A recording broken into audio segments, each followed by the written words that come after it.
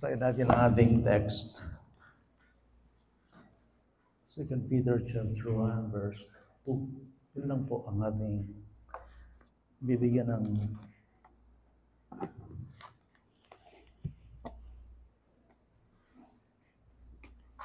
baliwanag. Sumagana nawa sa inyo ang biyaya at kapayapaan sa pagkakilala sa Diyos at kay Jesus na Panginoon natin. Let's pray. Panginoon, maraming salamat. Pinagtagpo mo po kami para sambahin kayo, para makilala kayo. Salamat sa inyong pag-iingat. Nagdaan na naman ang isang linggo. At ngayon ay narito kami upang pagdiwang to celebrate your saving gospel, ang inyong ebanghelyo, ang inyong salita, ang buhay namin sa inyo. Maraming pong salamat sa inyo at nakarating kami dito ng maluwalhati. At ngayong oras na ito ay kami ay muli mong busugin ng inyong banal na salita. Alam namin ang inyong salita ay nagpapatatag, nagpapalaya at nagtunay na bumubusog ng aming pagkain spiritual. Agawin mo ang aming mga puso at atensyon upang makinig kami, Panginoon, ng buong husay at nang may pagsisikap. Hindi aming kinikilala ang munting oras na ito na isang kaloob galing sa iyo. Please, Lord, gawin mo kaming mababa para sa pagkinig ng iyong banal na salita. Tulungin mo rin ako sa aking paghahatid nito. Dahil alam po nyo na walang-wala rin po ako magagawa kung hindi kayo ang magmumove, gagalaw sa puso namin. Nagtitiwala kami na ang inyong salita ay tunay na nagiging pagpapala sa bawat isa na tumatanggap nito. Hinihingi po namin ang panalangin ito sa ngalan ni Jesus. Amen. So, nagkaroon tayo ng testimony portion. Ilan ba yung nag-share ng kanilang testimony?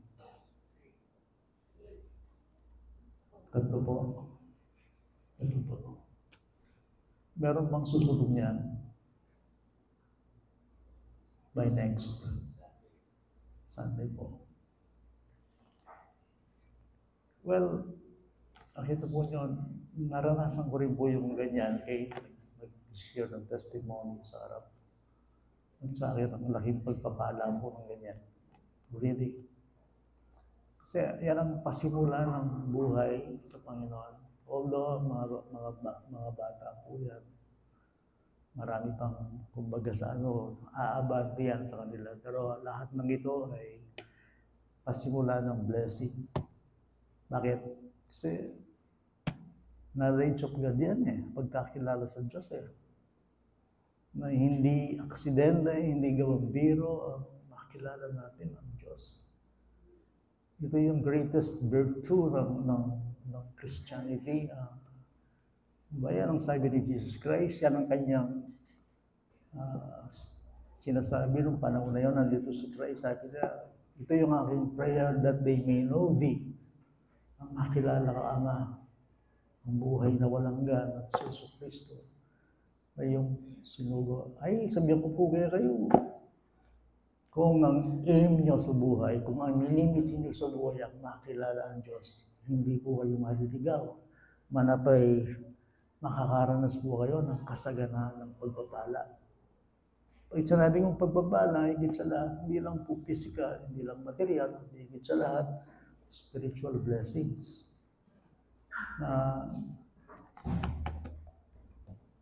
Nakapaloob nito sa ating relasyon sa Panginoon. Now, akita po niyo yung pagbati ni Apostol Pedro dito. Grace and peace be multiplied to you in the knowledge of God in Jesus Christ our Lord. Ito yung benediction. Yan yung pagbati. At ang binabati niya rito, yung mga nakakilala sa Panginoon. I mean, yung mga Christians. Ilan yung pagbati. Siyempre, pag ang Kristiyano, alam mo Kristiyano, ang bungad, ang pasimula, ang bukang bibig, ang sasabihin natin sa kanya, blessings. Kasi nakalabas yan sa yungib ng pagkakasala, ng sumpa, ng kamangmangan, ng kasalanan. So, sabi niya rito sa mga Christians, ang sinusulatan dito, hindi lang mga Hebrew Christians, kundi mga Gentiles. Sabi niya rito, ni Apostol Pedro, anong sabi niya? Biyaya at kapayapaan ang sumagana sa inyo. Sa pamamagitan ng pagkakilala sa Diyos at sa Panginoong Yesu Cristo. Pablo, ampoy Pedro, nakita nyo, pagbati pa lang, blessing na. Para bagang kinocongratulate yung mga nakakilala sa Panginoon. Now, ito yung pasimula. Pag nagsimula ang isang tao na makilala ang Diyos, ang wish, ang nais, ang hangad ng mga apostol ng Panginoon ay ano? Sumagana nawa sa inyo ang biyaya at kapayapaan. Sa pamamagitan ng inyong pagkakilala sa Diyos. That's why, hindi ba ko yung topic ko, medyo kinambyo ko ng konti. Nilagyan ko ng title, yung ating title ngayon. Topic natin ngayon, the only source of blessing. Last Sunday, the worth of Christian faith. Hindi ba? Gusto niyo ng pagpapala? Amen. Ako rin. Pero ito lang yung susi. Isa lang. Iisa yung susi. The only source. Ano yung source? Pagkakilala sa Diyos. Tatanungin kita, do you know God? Do you know God? Do you know Him? How well do you know God? Hindi ako nagtatanong dito ng impormasyon. Ali, do you know God personally? Do you know Him? Naranasan niya hindi mo. Do you know Him? Now, ingombra ko bilang pastor, po impormasyon yung share ko kaya kayo. Po malabong, abstract, ang pagkakilala sa Diyos. Ayoko yung sasabihin sa akin ng Diyos, natutuwa ko yung Diyos lamang sa iba. Alam mo, sinabi ni Pastor, sinabi ni Brother, although nakakatulong yan, pero masasabi mo sa sarili, pakilala sa akin ng Diyos. Wow!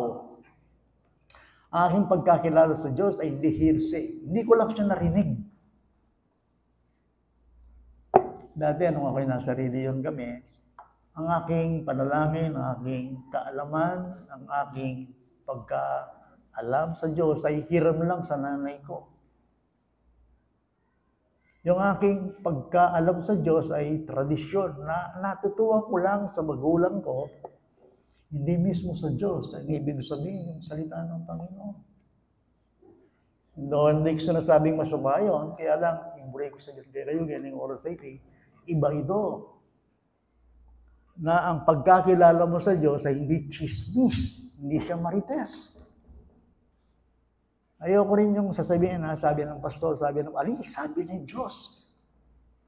Although nakakatulong yun, the second-hand knowledge, mga hiram, narinig ko sa brother, narinig ko sa radyo, narinig ko sa pulpit, narinig ko kay pastor, okay yun. Pero iba yung talagang masasabi mo, I know Him, I want to know Him more, I know God, I want God. Ang Diyos, binless ako. Ang Diyos ng Bible ay isang Diyos ng pagpapala. Pero actually, ito na yung providence eh. Kahit di mo, yung humihinga tayo, yung tayo nabubuhay, humihinga ka, gumagalaw ka, kumakain ka, nandyan ka, ano man ang kalagayan natin, lahat yan ay utang natin sa Diyos. Alam niyo po ba yun? It is God who, sabi ng Bible, ang Diyos yung ginawa kay katao. Anya mangis nawa tamo. Kaya nga tayo gumagala. Ano mang meron sa'yo, bawat butil na nasa yung mesa, bawat sentimo na yung tinataglay, hindi galing talaga sa'yo yan. Galing sa Diyos yan. Hindi. Nagtrabaho po ko. Sino nagbigay sa'yo ng kakayanan para makapagtrabaho? Bet? Di mo ba alam yun? Pati yung galaw, lahat ng nasa iyo, sabi ng Bible, for from Him and through Him and to Him are all things. To Him be glory forever and ever. Bilang Christian, nakita niyo yung pagbati. Yung pagbati nila, tinan mo. Kayo may kakilala kayong Ginoo, kayong nakakilala sa Diyos, binabati ko kayo. Ito yung benediction. This is the salutation. This is the benediction. Grace and peace be multiplied to you in the knowledge of God and Jesus Christ, our Lord. Inseparably, pikawani, in blessing ang point, pamangilala kay Diyos. You can, hindi nyo pwedeng hiwalay yun. Yung iba, gusto mo lang blessing, ayaw mo nang makilala ng Diyos. Ano yun? Hindi yung pierno yun. Gusto mo blessings. Hindi sana mapagkamalan. Against ako sa blessings. Hindi. Against ako sa blessings na hiwalay sa Diyos. Kung halimbawa, blessings lang ang gusto mo, wala yung pagkakilala sa Diyos, sumpa sa iyo. So, okay lang yung blessing. Kaya lang, ang pagpapala ng Diyos, sumusunod lamang kapag ang isang tao ay kumikilala ng isang personal na pagkakilala sa Diyos. Di ba? Gusto kong gumaling sa aking sakit. Yun lang. Kung halimbawa, ang gusto mo lang gumaling, pagpapala, financial, physical, kung yun lang, hindi kulto tayo. Kulto lang, hindi kulto, hindi dahil. Kulto, yan ang gusto ko. Yan, masaya dyan. Yan ang gusto ko. Gusto ko dyan, masaya, pinagpapala. Gusto ko walang problema. Gusto ko lahat na ayos. Ang buhay ng Kristiyano ay nag-aawitan, masayang tulad. Yun lang. Yan yun. Kulto lang ito. Ibibigay mo sa tao kung ano ang gusto niya. Yan naman kanya tayong kulto, niya darakala eh. Na, hindi natin manasama yung blessing. Pero gusto natin share, higit sa lahat, that the greatest blessing, that the greatest virtue of Christianity is the knowledge of God. Pinakamabuting bagay sa buhay ng isang Kristiyano ay ang pagkakilala sa Diyos. Remember, my friend, ladies and gentlemen, balo yun naman po Paul. Tagal nang naglilingkod sa Panginoon, almost 30 years na. Pero ano kanyang slogan? Ano kanyang sigaw? Philippians 3:10, that I may know Him. Experience talaga. Paul was speaking the reality of his, sabihan ng Paul Kenny, itang realidad ng kanyang karanasan. The knowledge of God personally and consciously, spirit touching the spirit, heart touching the personal na yung kakilala. Ang Diyos sa kanya, hindi siya hearsay, hindi siya informasyon, hindi siya malinaw na pagkakilala sa Diyos. Na huwag magalit sa akin. Do you know God? How well do you know Him? Do you know God? Ali, daradamang kaya po kayang pulpito kay Diyos. Okay, that's fine. Pero ang sinasabi ko sa iyo, kilala ba ang Diyos? Okay? Dapat lang. Bakit? Kasi ganito yung ating gospel. Sa Kanya magagaling ang iyong tagumpay, ang iyong pagpapala, ang iyong direksyon, ang bunga, ang kaluso, lahat ng bagay nanggagaling ito sa pagkakilala sa Diyos. Alam, balo ko, pag sinabing grace and peace, kabisado ko na po rin, basta, balo ko na po rin, of course. Pero, huling exposition, preaching tamo kayang pulpitong ini. Hindi natin maiwasan, hindi natin medyo bungkalin at least buksan ng mga, anong ibig sabihin ng mga katagang ito? These are doctrinal terms. Hindi natin maiwasang mag-aral ng tinasabi nating theology, pag-aaral tungkol sa Diyos, mga terminology ganito. Kasi gusto natin makilala ang Diyos eh. Di ba? Hindi tayo census Christians. Yung census Christians, kinikilala nila ang Diyos by feelings. Census na rin na. Pakiramdam mo, masaya ako. Pakiramdam mo, masaya ako. Parang kilala ko ang Diyos. Census Christian. Yung mga ibig sabihin, hindi mo kilala, kahit wala ang Bible, kilala mo na ang Diyos kasi yung feelings mo para malapit ka sa Diyos. That is nonsense. Gusto natin makilala ang Diyos ng tunay na pagkakilala. Ano yun? Subuhin na yung salita.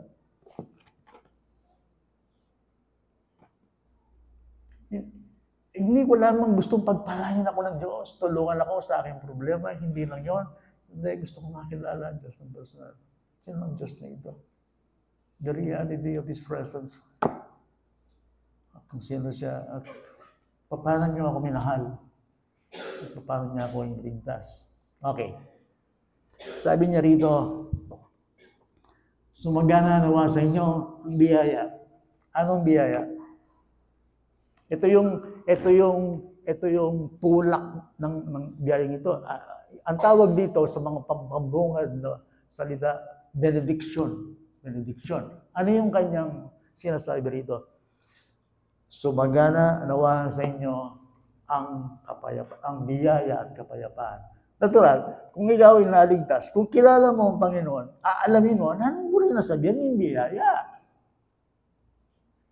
Kailangan, bakit? Kasi doon nakapaloob ang ginawa ng Diyos sa iyo. Okay? Biyaya. Kaya nga, huwag kayong magsasawa, mga minamahal na kapatid. Hindi namin maiiwasan ang mga katagang galire. Grace, faith, knowledge, mercy, hallelujah. Hindi natin maiiwasan yan kasi kailangan niya, kasi mga doctrinal terms, dito ipinakikilala niyo. Parang Diyos ay maluwalhati. Gusto mo ba ang Diyos ay maluwalhati? Kilalanin natin ang mga bagay nito kung ano ang nangyari. Anong grace? Anong biyaya? Pastor, 40 years tayo na bumaga. 40, okay. Matagal na po tayo nag-aaral. Ang grace. Of course, grace, ang ibig sabihin ng grace, ano? Unmerited kindness or unmerited favor. Anong ibig sabihin nito? Okay, mayroon akong study word. Isa lang. Ay, masyadong makaba. Kailangan kayang basahin kasi hindi rin po ito. Okay, ano sabi ng study word tungkol sa grace? Grace, sabi niya rito, divine grace means that God take the initiative. Ang ibig sabihin ng biyaya, ang Diyos ay nagkusa na hanapin at kanyang i-communicate ang kanyang pabor, ang kanyang blessings sa kanyang mga nilikha na nagkasala upang yakapin sila na kahit sila'y worthless, hindi karapat-dapat, wretched, sawing palad, unattractive, wala kang makita sa kanilang mabuti. Paano mo kaya Diyos kita ang tao? Kakakit-akit. Sa ating kalagayan, ako papadyanan kayo po ini. Bawal po kayo itong evangelism, sabihan mo kaya ang tao, God loves you. That's not the gospel. Naintindihan niyo ba yun? Bawal, guli sa kanyang dalan. God loves you. Aling, pasabi ng Diyos, repent. Yun ang mensahe. Okay. Hindi ba Diyos ay pag-ibig? Yes. Pero ganun ba yung, nasa Bible ba yun? Si Jesus. Pag nagpipreach sila, anong sigaw nila sa tao? Magsisi na kayo. Magsisi na kayo. Why?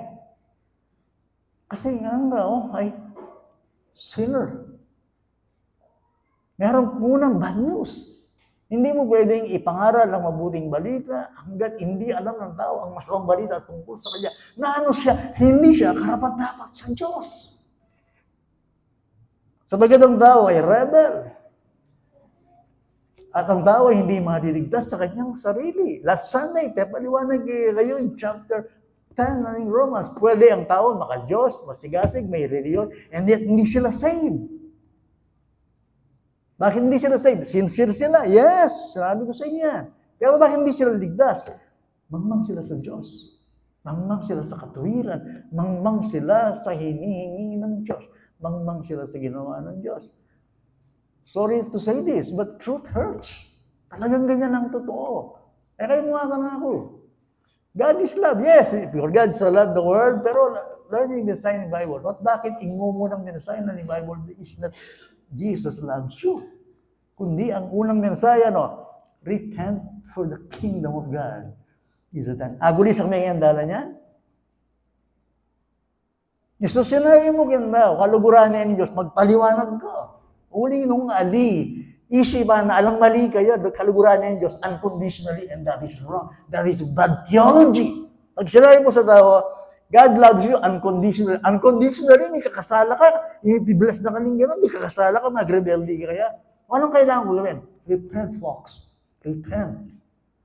Repent. So, ba't kailangan yan? Para maintindihan niya ang grace. Eh, kailangan magsisi? Yung Panginoon Bible. So, ang biyaya, ang ibig sabihin dito, ang Diyos ay tinatawag ka at gusto ka niyang iligtas sa kabila ng tayo ay hindi karapat dapat. Ito po ito. Yung biyaya po ito, hindi ka karapat dapat, and yet ang Diyos ay pinanigan ka, pinaboran ka, at ito'y sa pamamagitan ng Panginoong Jesucristo. Isa sa matinding awitin natin dito, huwag natin kalimutan, matindi yun. Amazing grace, how sweet that song that saved a wretch like me. I was once lost, but now I found. And I was blind, but now I see. Ba't sinabi niya amazing grace? Ba't amazing? Anong kahanga-hanga sa biyaya? Well, dati akong makasalanan. Dati akong marumi. Dati akong hindi karapat-dapat. Dati akong supposed to be mapahanga. And yet, ako ay minahal ng Diyos. Sa pamamagitan ng Panginoong Jesucristo. Pag sinabing grace, hindi dapat sa'yo. You are undeserving. Sa yan yung Bible, hindi tayo karapat-dapat sa kaligtasan. Tawagin ng anak ng Diyos. Hindi tayo karapat-dapat na maging Kristiyano sa ating sarili. Dahil tayo ay dapat parusahan. Kaya nga repent eh.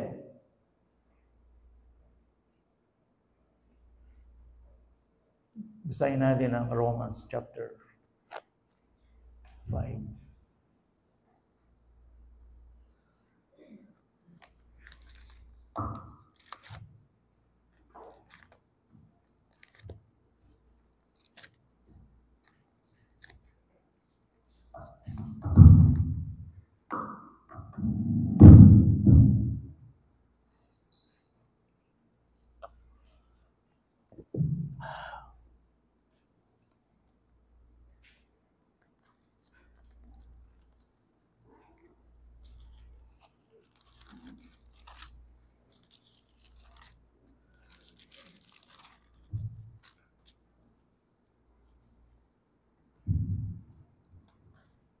Tingnan natin, verse 8.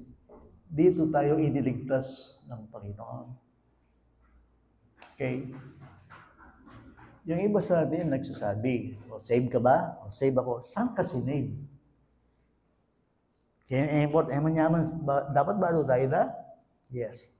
Saan ka ba iniligtas? Well, tingnan natin yung verse 8. Romans chapter 5.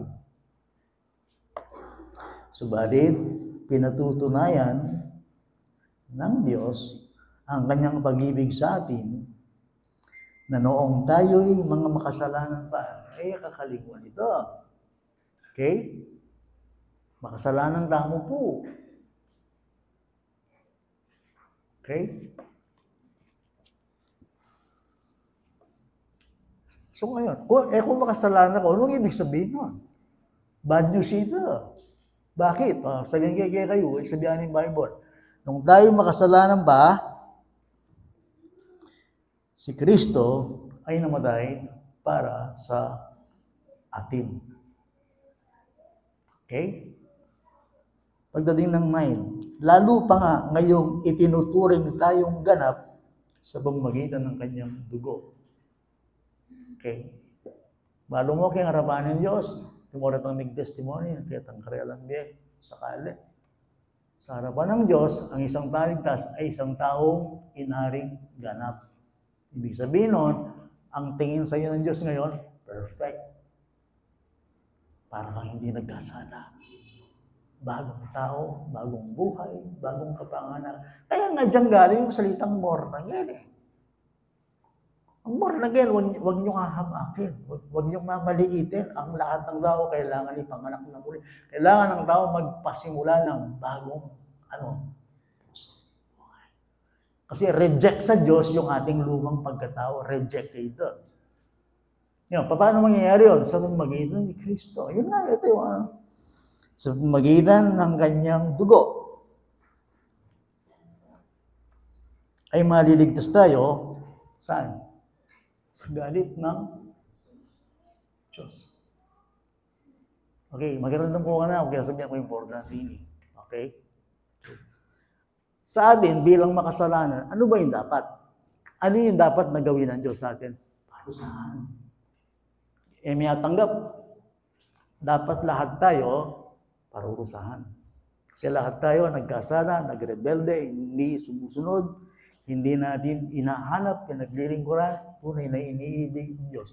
Yan ang masamang balita. All have sinned and fall short of the glory of God. Ang dapat sa atin ay galit ng Diyos. Okay? Buri mo hindi pag-ibig, galit ng Diyos. Yes! Kaya nga, may cross eh. Ano ba yung ibig sabihin ng cross? Ano sa simbolo niyan? Mwa. Elugod, mwa. Galit ng Diyos yan. Of course. Kasalanan. Ba't pinatay si Kristo? Ba't pinaslang? Ba't siya sinaklan? Ba't siya namatay? Hindi lang pag-ibig, kundi yung poot ng Diyos, binagsak sa kanya. Poot nga dahil sa kasalanan. Of course. Di siya nagkasala. Pero binibit-bit niya yung kasalanan ko at kasalanan ninyo. So pag nakikita niya, nakikita niyo yung justice of God. Okay? Siya na walang kasalanan, ay namatay para sa ating kasalanan. Siya'y parang ibinilang na makasalanan. Okay. The Bible clearly, explicitly explains, ang Bible, pinapaliwanag ng Bible na tayo bilang mga tao, tayo ang patunguhan, the object of God's wrath. Ephesians chapter 2, kung tayo mamasa, gas-gas mo rin, 1 to 3. Sabi ng Bible, lahat tayo patay sa kasalanan at pagsalamasama. Makinig man kayo sa akin, hindi kayo makinig, that's your problem. Sasabihan ko muna kayo, lahat tayo, ayon sa Bible, yung sentensya ng Bible, lahat tayo patay sa kasalanan. Tayong lahat ay tumalikod, lahat tayo hindi sumusunod sa Diyos. Sabi ng Bible, verse 3, chapter 2 ng Ephesians, dapat natin danasin ang pot ng Diyos. Yun. Saan kayo niligtas? Iniligtas ka ng Diyos sa wrath of God. Hindi na sinugo niya yung anak, sinugo niya si Kristo para maging tagapagligtas at ililigtas ako ni Kristo sa galit ng kanyang ama. Yes, exactly. Walang mantili. All is from God. Walang mantili. We are saved from God and by God and for God. Iniligtas ka ng Diyos sa Kanya. Para sa Kanya. Lalim mo na. Oh yes, talagang malalim. Para lang maintindihan nyo. Niligtas ka ng Diyos sa galit niya. Sinugo niya ang kanyang anak. For from Him and to Him are all things. All things, lahat galing sa Diyos. That's the point. Sinugo na yung anak. Sinugo niya. Tapos iniligtas ako ng anak sa galit ng kanyang ama. That's it.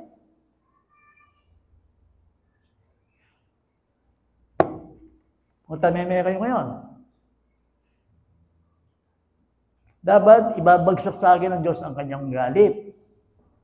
Pero dahil siya'y pag-ibig, sinugo niya ang kanyang anak. Sana kung niligtas ng kanyang anak sa galit ng kanyang ama. See?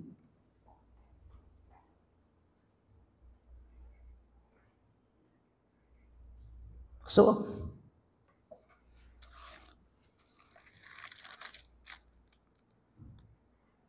sapagat kung noon ngang tayo Sabi niya, mga kaaway ay pinakipagkasundo tayo sa Diyos sa pamamagitan ng kamatayan ng kanyang anak. Lalo ngayong ipinagkasundo na ang kanyang kadiligtas tayo sa pamamagitan ng kanyang buhay. So, ako ba ngayon ay nasa ilalim pa ng galit ng Diyos? Wala na. Sana ako ngayon sa ilalim ng biyaya ng Diyos. May naniwala kay relasyon ng Diyos. Hindi nga, dati ang Diyos, kaaway ko. Hindi ko siya ama, siya ang aking hukom, siya ay Diyos, nilalayuan ko ang Diyos. Maka-Diyos lang ako sa bibig, pero sa totoo lang, hindi ko siya kilala. Kasi hindi ko alam ang biyaya. Akala ko karapat dapat ako. That's why nangaliwan daw, pag mabuting na, mayabang sila Siguro naman, ako naman, hindi ako gumagawa ng masama, bait naman ako, ako'y matulungin, ako'y masunurin sa magulang, ako'y nasa reliyon, naniniwala ako sa Diyos. Lahat yun ay basura. Hinyargaya kayo last Sunday. God is perfect. Absolutely perfect. Iba siya. Gusto ng Diyos para iligtas ka niya. Alam mo, kailangan niya, perfect siya. Dapat perfect ka naman. Sinong ganon? Nakuha niyo ako, halimbawa, ang Diyos, perfect. Walang kasalanan, walang kadiliman. Hindi siya nakasumpong ang anumang kapinsalaan sa kanya. Yes. Anong gusto niya sa isang tao? Gusto niya ang tao perfect. Para tanggapin ka niya. Pero ang problema, walang taong ganun Kaya nga, walang mariligtas sa kanyang sarili. Walang logic. That's why, walang aariing ganap tatanggapin sa harapan ng Diyos sa kanyang sarili. Anong kailangan natin ngayon? Jesus Christ. Perfect righteousness of God. Ayaw mo ba yan? Hindi mo kayang iligtas ang iyong sarili, dapat kang parusahan. Pero ang Diyos, ibinigay ang kanyang anak. Siya'y nasugatan at dahil sa kanyang latay, ikaw ay gumaling. Alam mo ba kung bakit magaling ka ngayon bilang Kristiyano? Alam mo ba kung bakit ikaw ay nahim? Nasugatan siya. Si Kristo, yung may sugatan.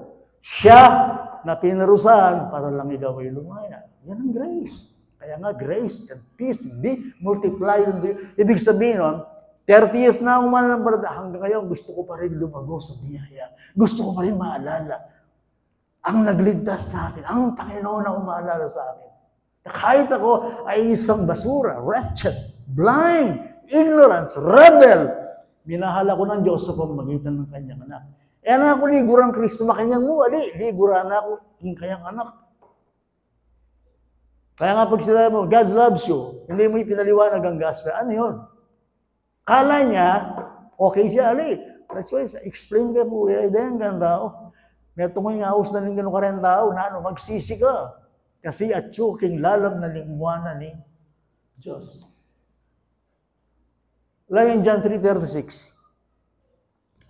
Pakiusap alam.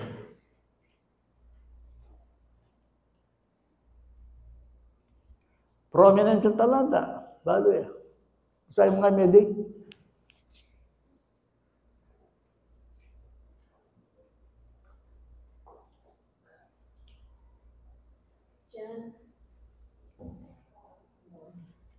John 3:36. Ang sumasampalataya sa anak ay may buhay na walang hanggan. Ngunit ang hindi sumusunod sa anak ay hindi makakakita ng buhay. Kundi ang puot ng Diyos ay nananatili sa kanya. Matindi yan.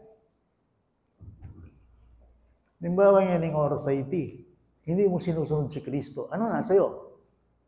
Nasa ilalim ka ng payong ng poot ng Diyos. Ano man ang sabihin mo.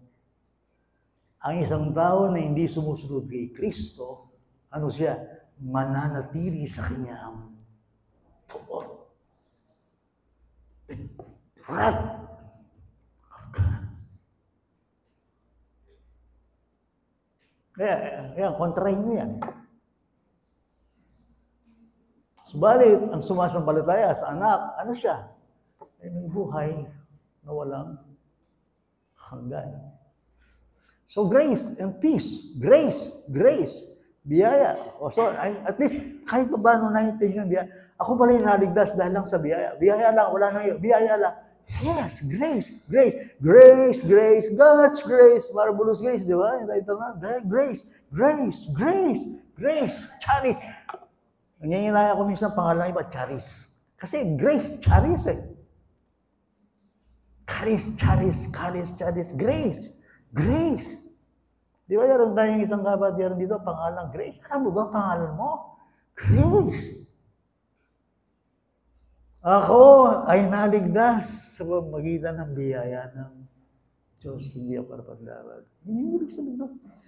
Alam mo, kung naintindihan mo yan, iiyak ka eh. For by grace you have been saved through faith. Tapos ano ng Bible? This is not your own doing. It is a gift of God.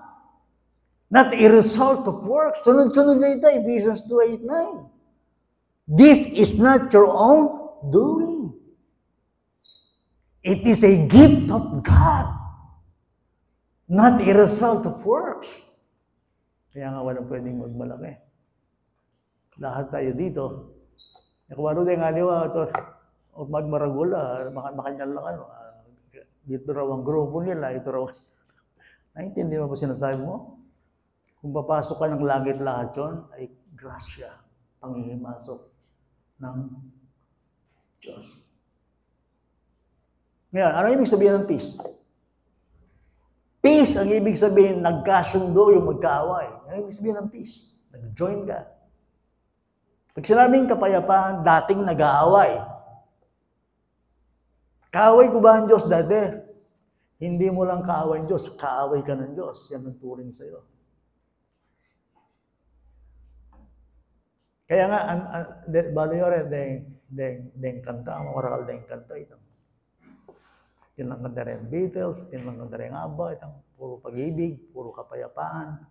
Hindi naman maintindihan yun. Paano nga, itang kantang imagine, satanism nito. Imagine there's no heaven. It's easy if you try. No hell below us. Above ang full sky. Murid sila alang Diyos. Alang Satanas, alang impyerno. Alang heaven, alang hell. Imagine ang tao, magsasamya itong tao. False fish ito. Magkakaisa kayo hindi sa truth. Nung misanmaya itong calling na anumang gawa, kailangan yung truth. Hindi ba tayo pwedeng makiisa sa mga kulto? Hindi pwede yun. Just for the sake of peace. Kapag nakipag-isa ka, dapat truth ang namamagitan sa inyong dalawa. Alam nga naman, makiabi ka kayong pananambahan, hindi, remambalo yung salita nga ng Diyos. So, ingat kayo doon. Ba't ko sinasabi ito? Kasi yung salitang peace. Pag sinabing peace, nagkasundo kayo ng Diyos. Grace and peace be multiplied to you. That's why, ang Kristiyano may kapayapaan. Sa totoo lang. Bakit? Dahil kakampi niya ng Diyos. Pipilitan ko yung sarili kong biyahita mo, remind na kayo. Nung Kristiyano ko, dapat mababalisa eh.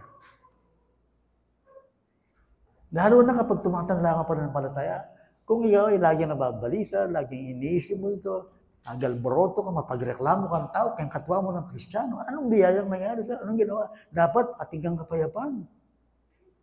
Kaya basta sabi mo yan, kanya na alis, sasabihan ko po kayo.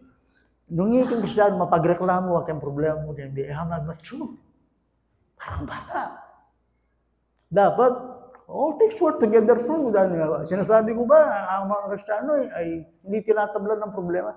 Sinasabi ko lamang, kung meron isang taong pinakapayapa ay ang Kristiyano, dahil meron siyang kapayapaan sa Diyos.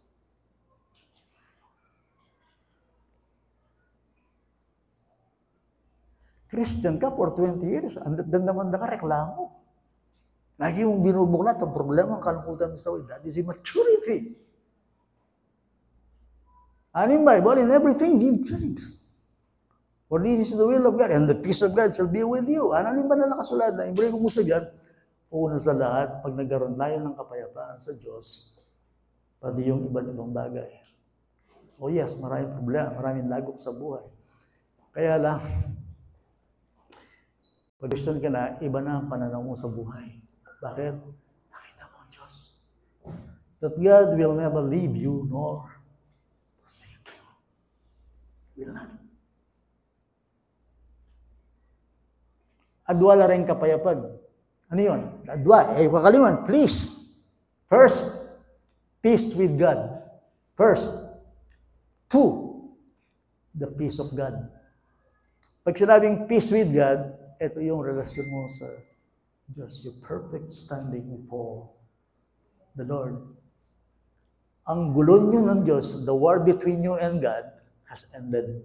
Yung war, yung enmity, yung inyong hindi pagkakasundo sa pamamagitan ni Kristo ay naging payapa.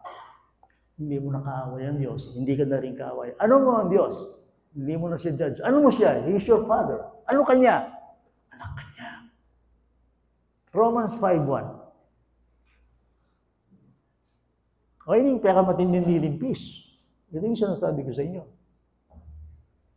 Okay.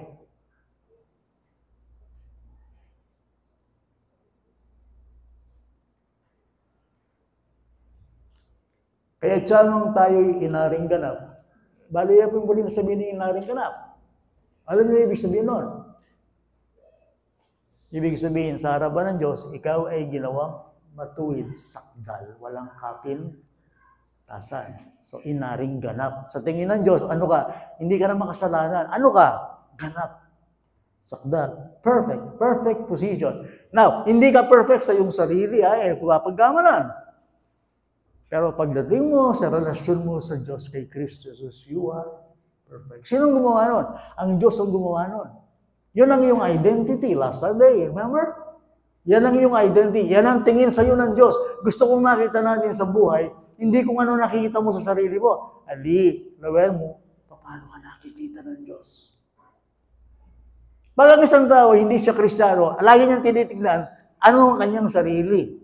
Yung performance niya, hindi ako masyadong ganito, marami akong pagkukulang. Pag Christian ka, tingnan mo paano ka tinitignan ng Diyos. Paano ka tinitignan ng Diyos? Perfect. Righteous. That's it. Justified. Kaya yamang tayo'y inaring ganap sa pamamagitan ng pananampalataya. Hallelujah. Hallelujah. Hallelujah. Mayroon tayong kapayapaan sa Diyos sa pamamagitan ng ating Panginoong Yesu Cristo. Remember that, my friend. Ang war, ang gulo sa Diyos at sa iyo, tapos na yon. Nagkasundo kayo ngayon. Pinagkasundo ka ni Kristo sa Diyos. Dinala ka niya sa Diyos. Baka anong milyari ito? Well, siya na matuwid ay naging makasalanan dahil sa atin upang tayo na hindi tuwid ay ilapit niya sa Diyos. Ang tawag dyan, higit sa lahat, ay peace of mind yan. Sana, hindi niya. Then tawag, bisa ako peace of mind. Peace of mind ang issue. Gusto ko peace of mind. Lakala Kristiyano, wala lang peace of mind. Kaya kayo manwala din, Kristiyano, din lang peace of mind lagi. Saka yun, balisan na rin Kristiyano. Supposed to be ali. Una, ang dapat mong makita sa iyong buhay, ang kailangan mo, peace with God. Relasyon kay Diyos. Peace with God. Peace, relasyon, standing before the Lord. Ngayon, paano yung peace of God? Ano yung mga peace? Ito yung mga bagay, yung mga pangyayari sa buhay na kahit anong mangyari, nandiyan yung kapayapaan sa buhay. Ngayon, ano yung peace of God? That passes all understanding. Kapag yan ay nakatuon at nakapako ang iyong mata sa Diyos. Ang Diyos, kapag lumalakad ka sa Kanya, kapag malapit ka sa Kanya, the intimate fellowship with God, magdudulot dito sa iyo ng kapayapaan sa buhay. Peace of God. Basahin mo, Alan, yung Isaiah 26:3 yata. Hindi ako yung kabali.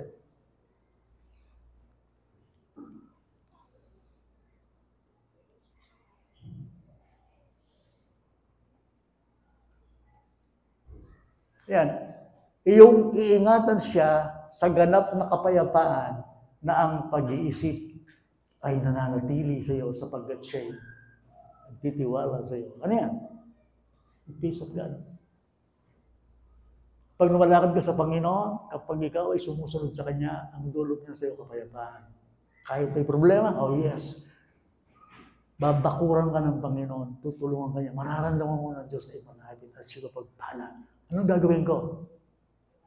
Keep your mind. Ayun sabi niya, iyong iingatan siya sa ganap na kapayapaan na ang pag-iisip ay nakapako sa iyo. Kaya hindi matatapos doon. It's time. Wala pa yung source. Kung lolobin ng Panginoon by next Sunday, saan nanggagaling lahat ng ito? Ito yung highlights ng ating sermon. Okay? The only source of blessing is itong yuning ginuking kambye. Maranasan yung kasagananan ng kapayapan ang pong pagpapala. Nung yung priority mo kambye, aliwa yung ginu! Aliwa yung ginu! Hindi kambye. Kung hindi ang Panginoon, kung mas mahal na yung mahal ka Diyos, mas priority mo, trabaho mo, ang pamilya mo, ang anak mo, ang iyong sarili, hindi ang Panginoon, hindi ka lalago rito, then you will never experience peace of God, which passes all understanding, the blessings of God. Remember, my friend, at yung mo yung last days, billions of people are addicted to entertainment. Addict na rin raw kay entertainment. Yan yung panahon natin. Anong ginagawa ng salita ng Diyos?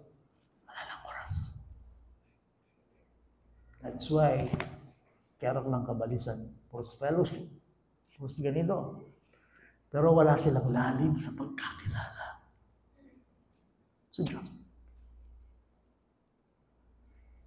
Kaya makayanin nga ito, addict yung world, even in church, kay entertainment. Gadget kayo, gadget kayo, gadget kayo, gadget kayo. The Word of God. Hindi yan nagbabago yung Matthew 6:33. Seek ye first His kingdom and His righteousness, and all these things shall be added unto you. Yung pagpapala, susunod mo, punang yung Diyos. Yan mo muna. Lagi. Kami. Paano yun? Kailangan mo siyang makilala. At hindi mo makakala doon. Hindi mo makikilala Diyos na sarado ang salita niya sa iyo. Wala akong time. Let's pray. Lord, maraming pong salamat sa inyo. Hindi ko po natapos lahat ng aking supposed to be share. Pero niloob mo ito. Please, kung loobin nyo, mapagpapatuloy po kami. Kung saan nanggagaling ang kapayapaan, saan nanggagaling ang biyaya, na imposible kaming lahat ay mapagpala na hindi ka nakikilala ng palalim. Help us. Panginoon, dalangin ko, bigyan mo kami ng kauhawan, that hunger, and thirst sa iyong salita. Please. Kasi yun lang ang paraan mo para makilala ka namin. Have mercy upon us. Tulungan mo ang bawat isang narito. Kasi gusto mo kami mapagpala. Kaya nga po yun ang benediction, ng bungad, yun ang salita ng verse 2 ng 1 Peter. Grace and peace be multiplied to you in the knowledge